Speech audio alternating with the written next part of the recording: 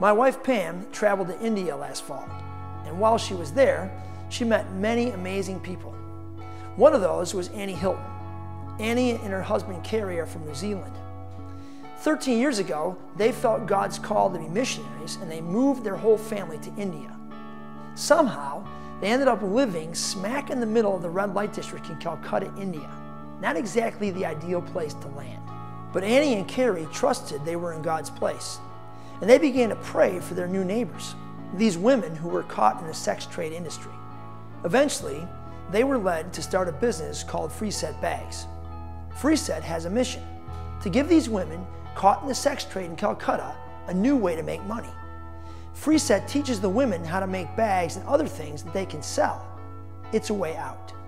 This company is now 13 years old and employs almost 200 women.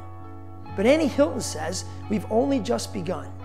Freeset's just the foundation of something she may never see finished. So why does Annie do it if she may never see the end? Because here's what Annie Hilton knows. After all this time, I know the girls who work here talk about Freeset.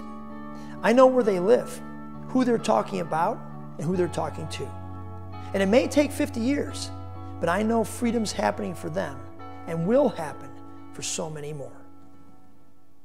Marshall McLuhan was one of the most influential communication theorists of his generation. He coined the phrase, "The medium is the message." So what exactly did he mean by that?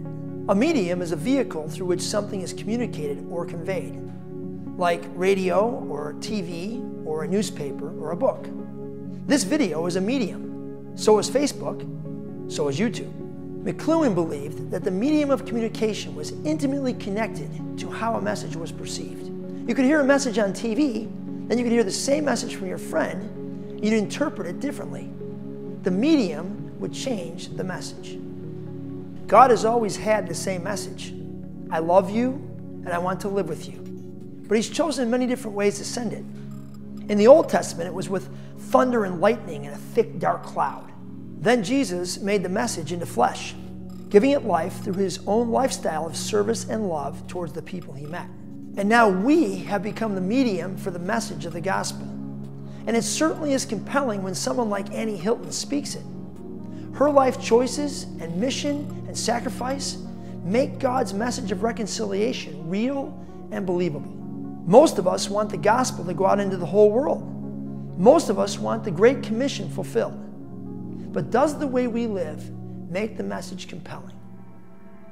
My friend Jody loves babies. Babies are us may have the name, but actually, babies are Jody.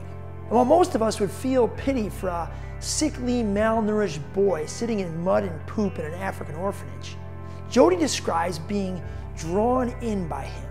So Jody asked the director of the orphanage if she could take care of him. He agreed, and this little boy became her focus for the rest of the trip.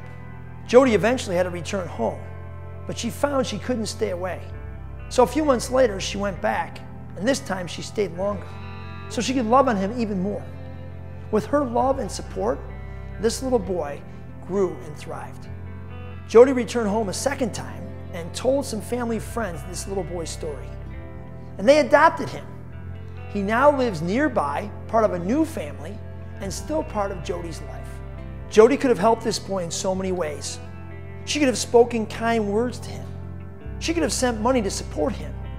But Jody chose a different medium for her message of love. She chose to be there, in person, and give this boy exactly what he needed. Then she chose to help him find a family. I think Jody's message got through loud and clear. You may not know any African orphans. You'll probably never live in the red light district in Calcutta, India. But I bet there's a story that needs you to help tell it. A situation that needs a message of love presented in a real, tangible, and believable way.